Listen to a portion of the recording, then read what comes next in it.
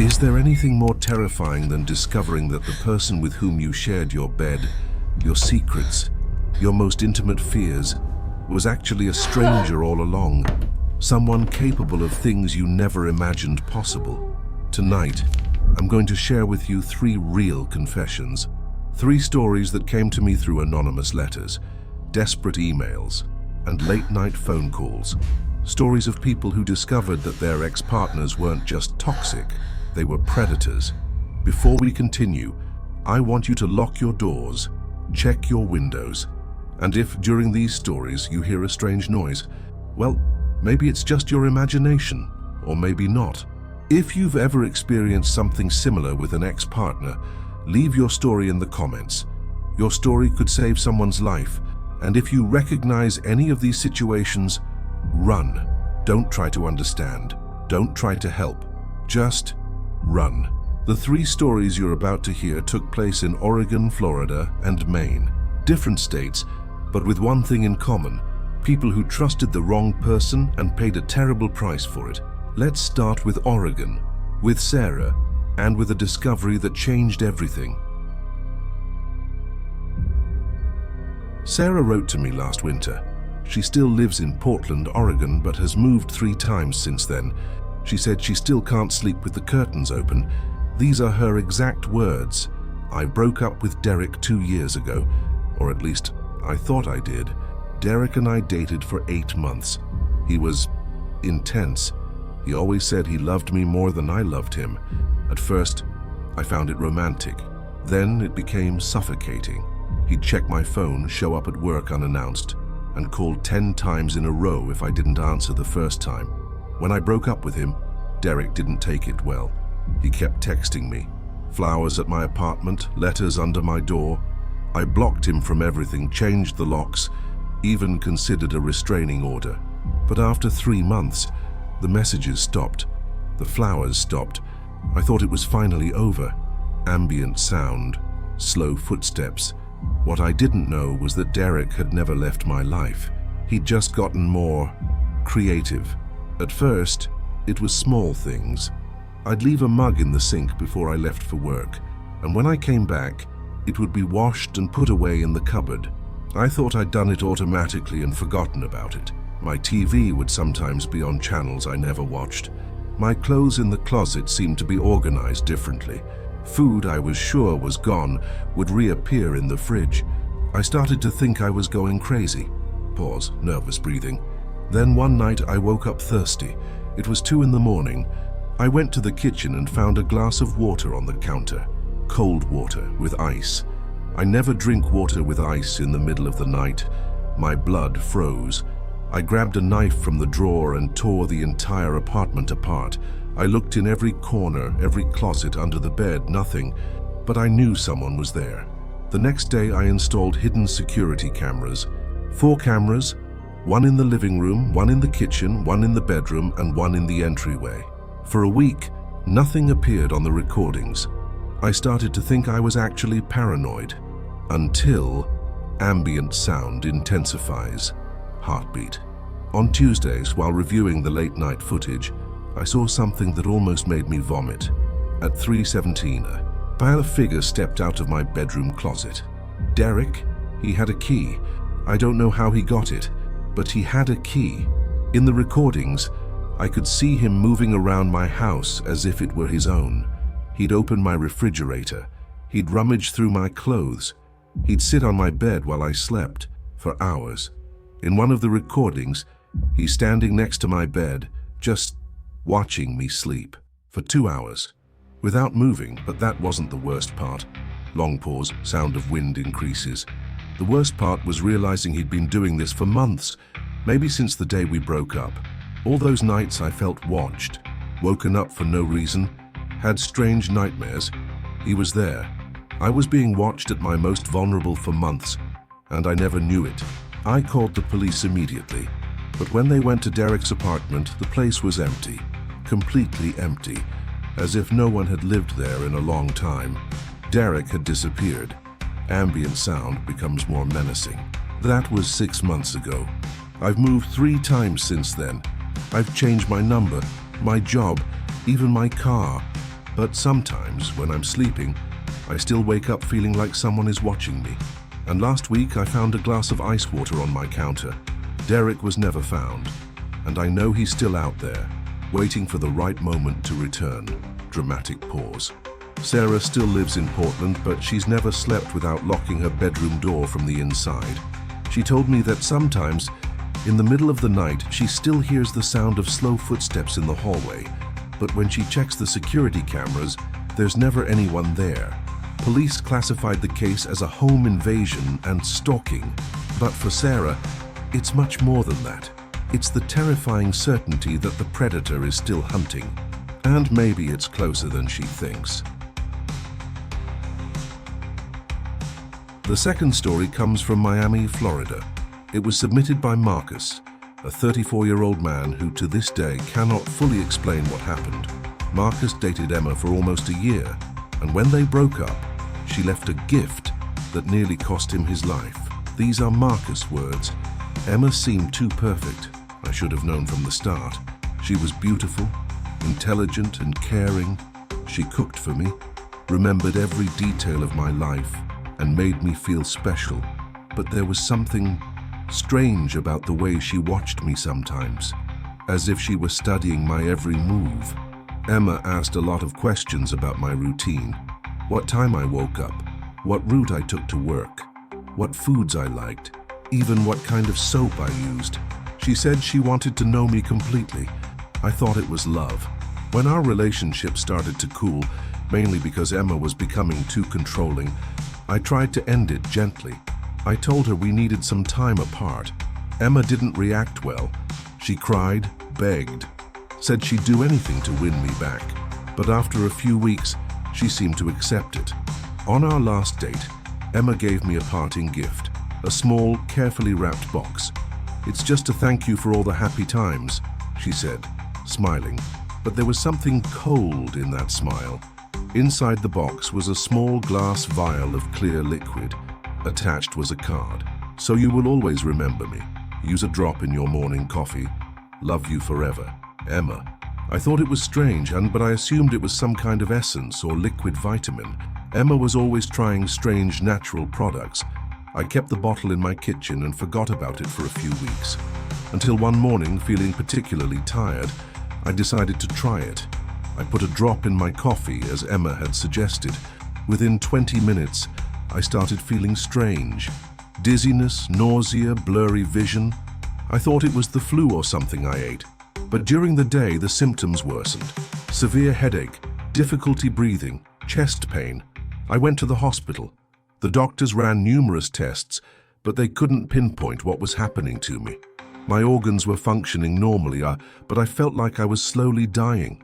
Over 3 days in the hospital, her symptoms gradually subsided. Doctors said it was likely some kind of severe food poisoning.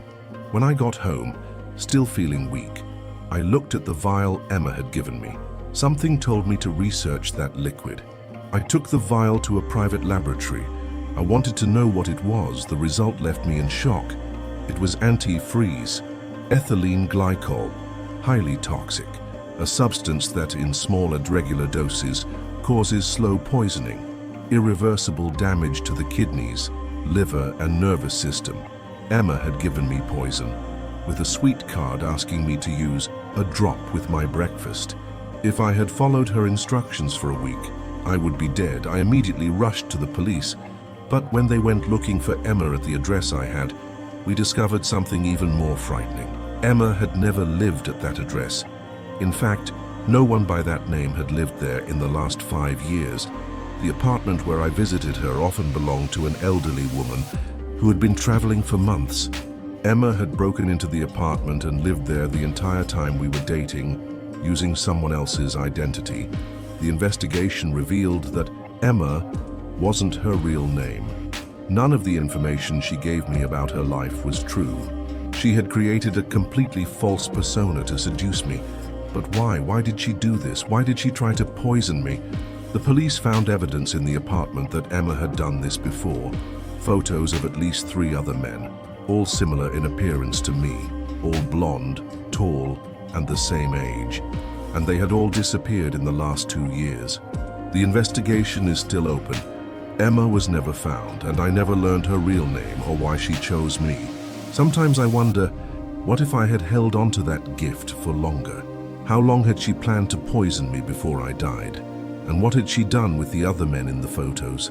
I moved out of Miami immediately. I changed my number, deactivated my social media accounts, but I have constant nightmares. Nightmares where Emma shows up at my door, smiling, with another wrapped gift. And the question that haunts me every day, how many more men is she hunting now? Marcus told me that 6 months later, he saw a news story about a man found dead in Tampa, Florida, ethylene glycol poisoning. The police ruled it a suicide, but Marcus recognized the man's face. It was one of the faces from the photos they'd found in Emma's fake apartment. She's still out there, hunting. Exes, our third and final story, comes from a small town in Maine. It was submitted by Rebecca, a woman who thought she had escaped her past, until she discovered that the past had never forgotten her. Rebecca wrote to me last month. Her letter was handwritten, her writing shaky. She said she can't use computers anymore, not after what she discovered. I dated Jake when I was 19. It was my first real love, my first serious relationship. It lasted 2 years, until I realized Jake was too possessive, too controlling. He read my texts, picked out my clothes, decided who I could and couldn't date. When I broke up with him, Jake said something I've never forgotten. "Rebecca, you'll always be mine. No matter how much time passes, where you go or who you're with, you're mine." I thought it was just rejected boy drama. That was 6 years ago. Since then, my life has changed completely. I graduated from nursing school, moved from Portland to a small town in Maine, and married David, a wonderful man. We had a daughter, Emma, who is now 3 years old. Jake was a distant memory.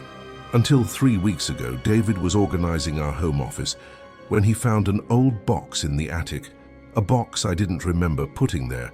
Inside were hundreds of photos, my photos, but these weren't photos I remembered taking. They were photos of me from the last 6 years, in college, at my job, at my wedding, pregnant, with my daughter.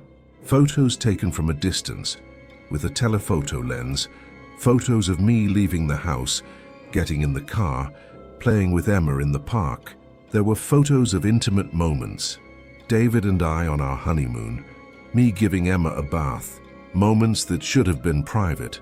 At the bottom of the box was a notebook, a diary, in Jake's handwriting. Reading the diary, I discovered that Jake had never forgotten me. He had documented every moment of my life for the past 6 years. He knew where I worked, where I lived, what car I drove. He knew my daughter's routine, my husband's schedule. Jake knew everything about my new life. But the diary wasn't just about observation. It was about planning. Jake wrote about how one day he would return to take what was his, how David was just a temporary obstacle, how Emma would look like me when she grew up. The last diary entry was from the previous week. "It's almost time. Rebecca has learned to live without me. Now she must relearn to live with me." We called the police immediately. They said they would deploy extra patrols and conduct an investigation. But the next night, something happened that made me realize Jake was closer than we thought. I was giving Emma a bath when I heard David screaming downstairs. I ran into the living room and found him standing in front of the TV, pale as a ghost. A video was playing on the screen, a video of me bathing Emma, Liv, from a camera we didn't know existed. Jake was inside our house, watching, filming, waiting. We grabbed Emma and ran to the car.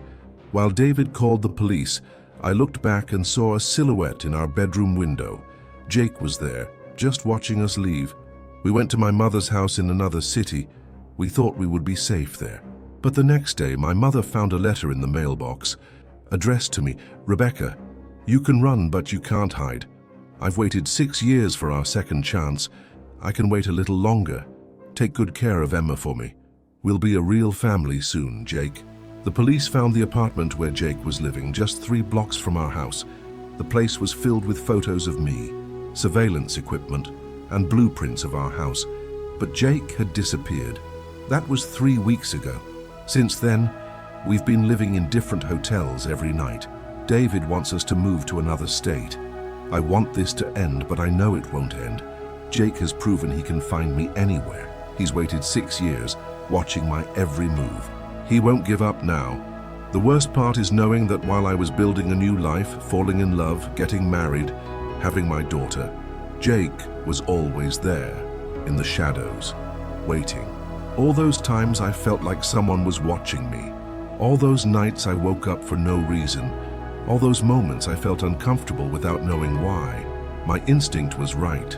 Jake never left me alone. 3 days ago, Emma came to me with a drawing she'd made at preschool. It was a picture of our family, me, David, and her. But there was a fourth person in the drawing, a tall, dark-haired man standing behind me. When I asked who it was, Emma said, "It's the man who looks out the window when you're not looking, Mommy. He said he's known me all my life." Jake spoke to my daughter. My 3-year-old daughter knows the man who's been stalking us for 6 years. Rebecca ended the letter by saying she doesn't know what to do anymore. The police haven't been able to find Jake. They've moved again, but Rebecca knows it's only a matter of time. She asked me to share her story because she wants other women to know. Sometimes, ending a relationship isn't the end. Sometimes, it's just the beginning of something much worse. Jake still hasn't been found, and Rebecca is still running. Lisa wrote to me from a psychiatric hospital in Nevada. She's been voluntarily admitted for 3 months, trying to rebuild her sanity after what happened. What you're about to hear are her exact words, recorded during one of our phone conversations. I should have known something was wrong when Kevin started asking me strange questions. Questions about my worst fears, my childhood traumas, my phobias. Kevin said it was because he wanted to know me completely, to help me overcome my fears. I told him everything. My fear of spiders, my claustrophobia, my terror of being alone in the dark, my panic of being watched without knowing it. He seemed so interested, so caring. He said he would protect me from everything that scared me. We dated for 10 months. Kevin was attentive, but there was something calculated about the way he treated me, as if every gesture was planned, every word measured. When I broke up with him, mostly because I felt like he knew me better than I knew myself, and that made me uncomfortable, Kevin wasn't mad. He smiled. "Sash, it's okay, Lisa," he said, "but you're going to miss me, more than you know." I thought it was just a bruised ego. The first 2 weeks after the breakup were normal. Kevin didn't contact me, didn't insist, didn't show up. I thought I'd been mature about the end of the relationship. Then the game began. First, I found a dead spider on my nightstand, a large, hairy tarantula, exactly the kind of spider that scares me the most. I thought it was a coincidence. Maybe it had come in through the window. The next day, there were 5 dead spiders scattered around my living room, all the same type. Kevin knew about my arachnophobia. The following week, my elevator broke down every day whenever I was alone in it. I was stuck in the dark for 20-30 minutes, in total panic. Kevin knew about my claustrophobia. Then I started getting calls in the middle of the night. No one spoke on the other end, just heavy breathing. When I hung up, the phone would immediately ring again. Kevin knew about my fear of being alone in the dark. It took me a few weeks to realize the pattern. Kevin was using every fear I'd confided in him against me, systematically, but the worst was yet to come. One night, I came home and all the lights in my house were off. The circuit breaker had been tripped. When I managed to light a candle, I found an envelope on my couch. Inside, photos of me sleeping, showering, getting dressed, photos taken from inside my own home, and a letter. Phase 1 complete. You have overcome your basic fears. Now we move on to Phase 2, the real fear. In Phase 2, Kevin climbed everything. He didn't just put dead spiders in my house. He put live spiders, dozens of them. I'd wake up with spiders crawling all over me in bed. He didn't just break the elevator. He locked me in small, dark places. My car, my locker, even the bathroom at work. He didn't just call at night. He'd hide in the dark corners of my house and whisper my name as I passed by. Kevin had turned my life into a psychological horror experiment. He was testing how far he could take me before I broke completely, and I was documenting everything. I found the recordings by chance. Kevin had hidden cameras all over my house, but one of them fell out, and I found the memory card. There were hours of footage, not just of me being terrified, but of Kevin watching it, laughing, taking notes, planning the next phase. In the recordings, Kevin spoke as if he were a scientist studying a lab rat. Subject: Lisa. Day 23 of the experiment. Response to arachnophobia stimulus. Satisfactory. Next step: combine claustrophobia with social isolation. Ambient sound. Distorted recording. I wasn't your ex-girlfriend. I was your research project. Kevin was testing whether he could completely break a person's psyche by using only their own fears against them. When I took the evidence to the police, I discovered something even more frightening. Kevin was pursuing a PhD in psychology. His thesis was on psychological manipulation through induced trauma. I wasn't the first guinea pig. Police found evidence that Kevin had done this to at least 4 other women over the past 5 years. All of them were committed to psychiatric hospitals. One of them was never able to leave the house again. Kevin was arrested, but the damage was already done. Even though I knew it was all planned, that it was an experiment, I couldn't stop being afraid. Every spider I see, every elevator I use, every noise in the night, it all reminds me that someone I loved used my own fears to systematically destroy me. The worst part is that it worked. Kevin got what he wanted. He broke my mind using the information I gave him. And now, even though I know he's in prison, I still have nightmares where he's on the other end of the line, whispering, "Phase 3, Lisa, the final phase." Lisa is still undergoing treatment. Doctors say it could take years for her to overcome the psychological trauma. Kevin was sentenced to 15 years in prison, but his research caused irreversible damage to 5 women. Worst of all, his thesis was accepted by the university before his arrest. The academy validated a study based on the psychological torture of innocent women. Kevin may be in jail, but his experiment is still working. Our second story comes from Austin, Texas. It was submitted by James, a 29-year-old man who discovered that his ex-girlfriend had a very particular hobby, a hobby that almost cost her life. James contacted me through a lawyer. He can't speak publicly about the case for legal reasons, but he was granted permission to share his experience anonymously. Sophia was unlike any woman I had ever met. Beautiful, intelligent, successful. She worked as a nurse in a private hospital, always caring for others. What attracted me most to her was her empathy. Sophia seemed to genuinely care about everyone. She always asked about my health, my well-being, and whether I was feeling okay. She knew remedies for everything. Headaches, insomnia, anxiety. She always had some natural solution, some supplement that could help me.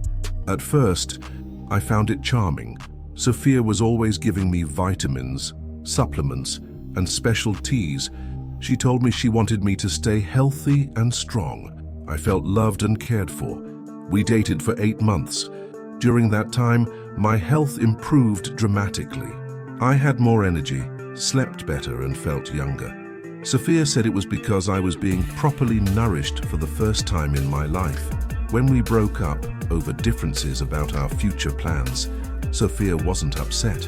In fact, she said she understood perfectly. "You need to follow your own path, James. Just promise me you'll continue to take care of your health, okay?" 2 weeks after the breakup, I started feeling strange, tired, weak, like I was aging rapidly. I thought it was post-breakup depression, but the symptoms worsened. I lost weight.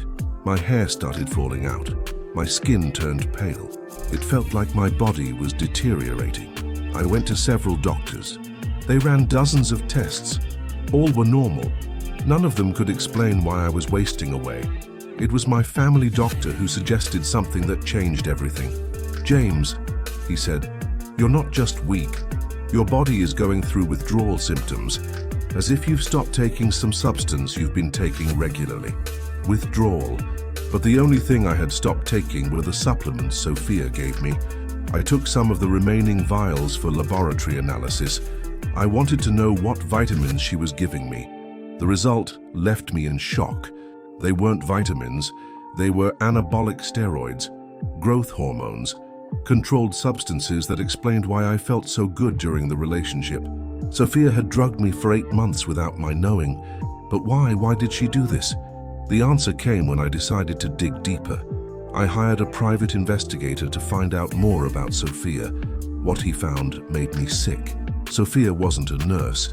She'd never worked in a hospital. Her diploma was fake. Her professional identity was a lie. But that wasn't the worst part.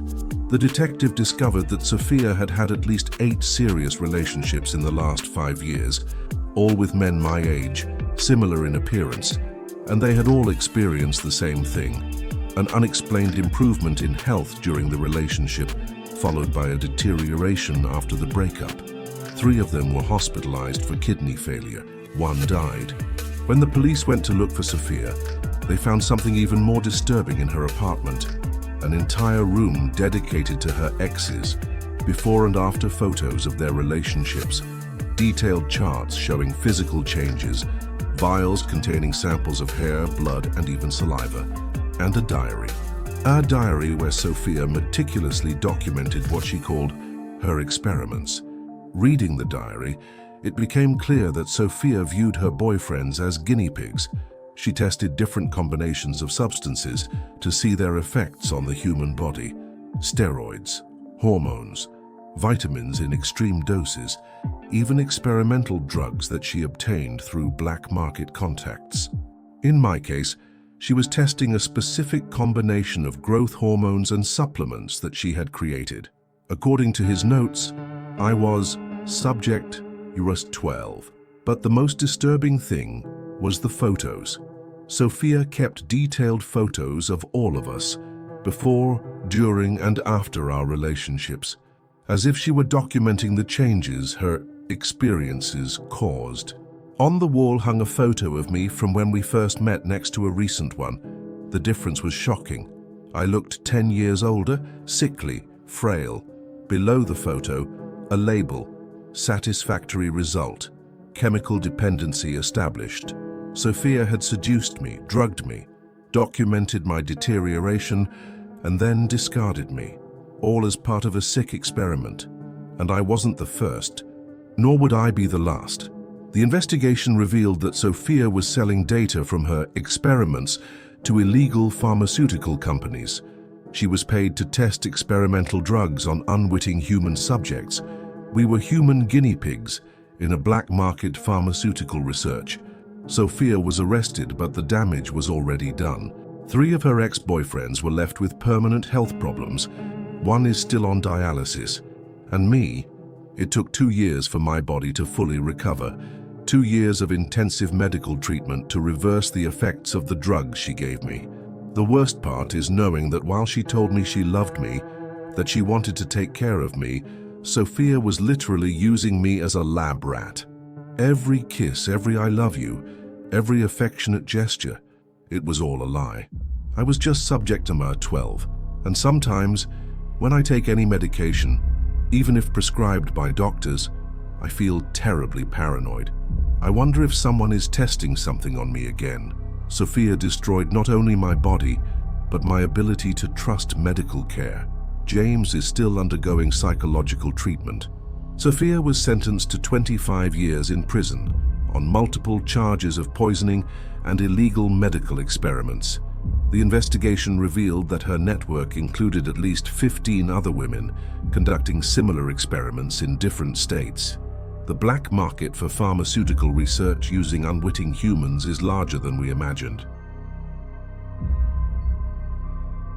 Isomid, our latest story comes from Milwaukee, Wisconsin. It was submitted by Amanda, a woman who discovered that her entire life had become part of a macabre psychological experiment and that the end of her relationship was just the beginning. Amanda wrote to me from a psychological rehabilitation clinic.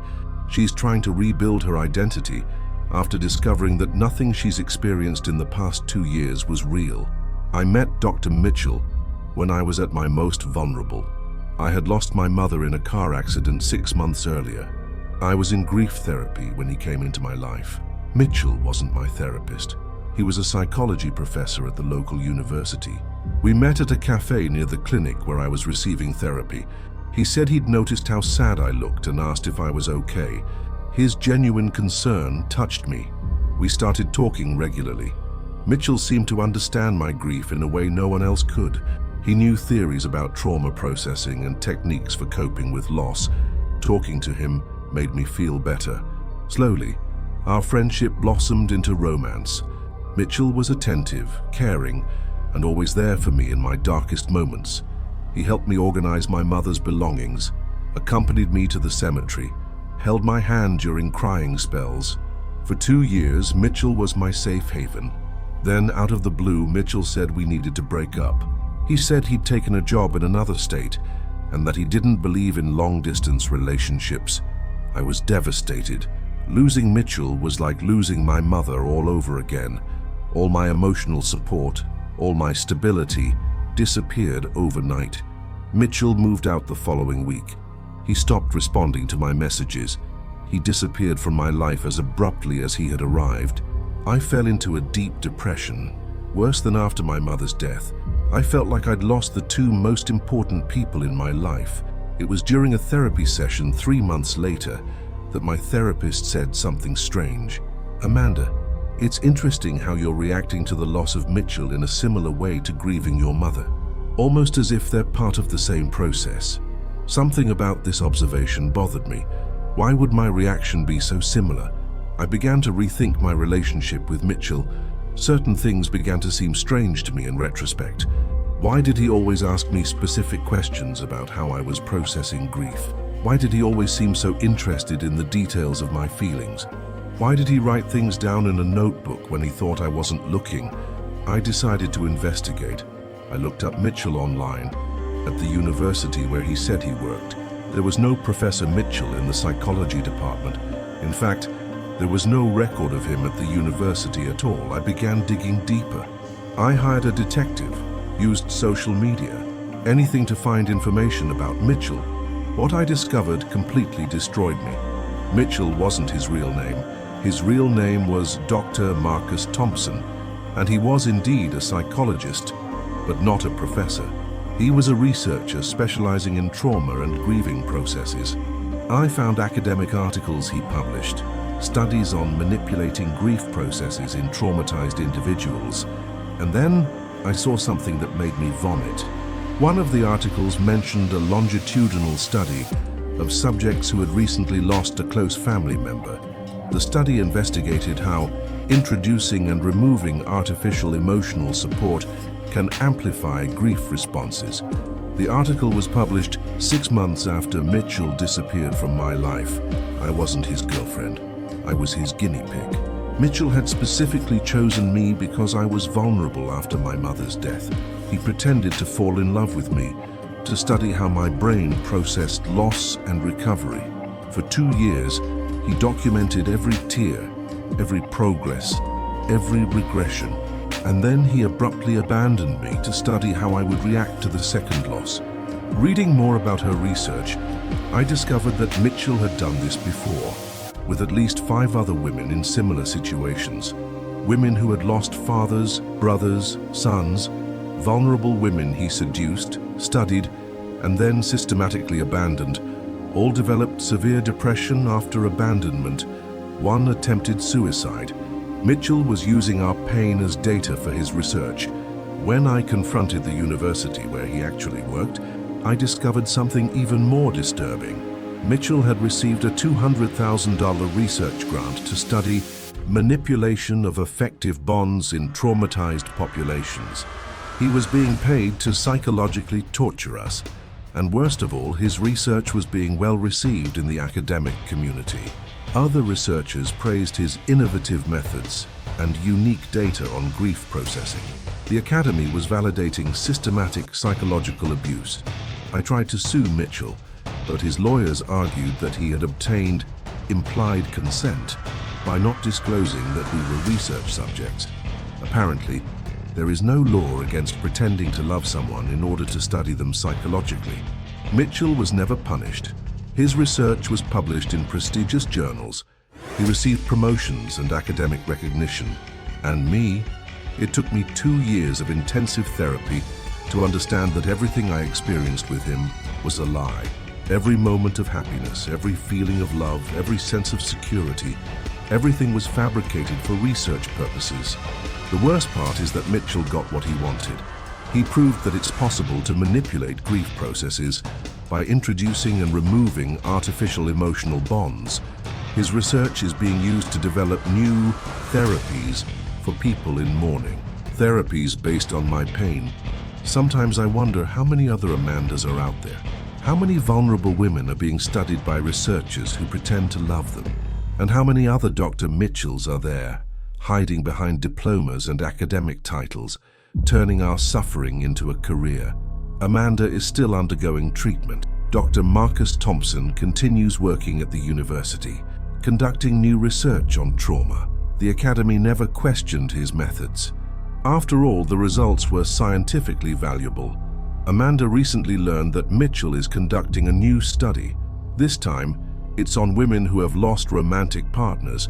He's recruiting new subjects, vulnerable women who have just come out of traumatic relationships. The cycle continues. 6 stories, 6 confessions, 6 lives that discovered that love can become the cruelest weapon ever invented. You heard Sarah from Oregon discover that Derek never left her life. He just hid it better. You heard Marcus from Florida discover that Emma was slowly poisoning him with antifreeze. You heard Rebecca from Maine discover that Jake had been watching her for 6 years, documenting every moment of her new family. And then you heard Lisa from Nevada discover that Kevin turned her deepest fears into a psychological torture experiment. You heard James from Texas discover that Sophia used him as a guinea pig for illegal drug testing. You heard Amanda from Wisconsin discover that Dr. Mitchell pretended to love her just to study how she processed grief. 6 people, 6 different states, but one terrifyingly consistent pattern. Derek, the stalker who turned observation into macabre art. Emma, the poisoner who collected victims as trophies. Jake, the patient predator who waited 6 years to return. Kevin, the scientist who used love as a laboratory of terror. Sophia, the fake nurse who saw partners as lab rats. Mitchell, the psychologist who turned relationships into research data. Do you see what all these stories have in common? It's not just obsession, it's not just domestic violence. It's something much more sinister. It is methodology. Each of these predators wasn't just obsessed. They were systematic, scientists in their cruelty. Each turned the relationship into a different kind of experiment. Derek experimented with surveillance and invasion of privacy. Emma experimented with poisoning and false identities. Jake experimented with long-term stalking and predatory patience. Kevin experimented with manipulation through specific fears. Sophia experimented with chemicals in human bodies. Mitchell experimented with emotional manipulation of traumatized minds. They weren't just hurt or rejected. They were researchers using human beings as study material. And here's the most terrifying part of all these stories. None of them stopped. Derek was never found. Emma disappeared after her other victims. Jake is still stalking Rebecca. Kevin is serving only 15 years for breaking 5 minds. Sophia is in prison, but her human experimentation network continues to operate. Mitchell still has a job, still conducts research, still recruits vulnerable women. Sarah still moves house regularly. Marcus still has nightmares about antifreeze. Rebecca still runs around with her 3-year-old daughter. Lisa is hospitalized, trying to rebuild her sanity. James still experiences medical paranoia. Amanda still questions whether any real feelings ever existed in her life. 6 victims trying to survive. 6 predators still hunting. But perhaps the most haunting question isn't how many Derek, Emma, Jake, Kevin, Sophia, and Mitchell there are out there. The question is, How many more are watching this video right now? How many of you listening to this recognized familiar techniques? How many of you thought, wow, I did something similar? How many of you are taking mental notes on new control methods? And how many of you listening to this are recognizing signs in your own lives? How many of you are realizing that your overly affectionate ex-partner might not have been so affectionate after all? How many of you are remembering weird little details you overlooked at the time? If you're listening to this and feeling a chill down your spine, if you're looking around more carefully, if you're rethinking past relationships, trust that instinct. Because the difference between the 6 victims in these stories and the people who escaped wasn't luck. It was intuition. It was paying attention to the signs. It was trusting that inner voice that said, something is not right. Sarah ignored the subtle signs for months. Marcus ignored the strange questions about her health. Rebecca ignored the feeling of being watched. Lisa confided all her fears to Kevin. James confided his health to Sophia. Amanda confided her grief to Mitchell. They all trusted the wrong person at the most vulnerable time of their lives.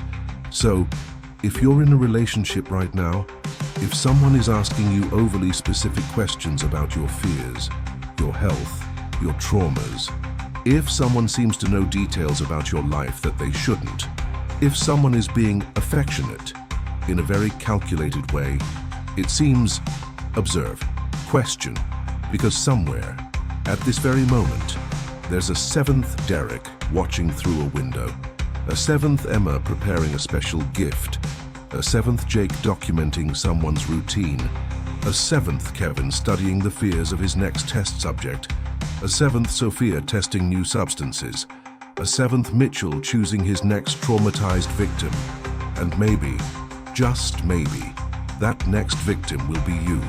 If you've experienced anything similar to any of these 6 stories, share your experience in the comments. Your experience could save someone's life. It could be the difference between a 7th victim and someone who escaped in time. Because at the end of the day, these aren't just horror stories. They are survival manuals.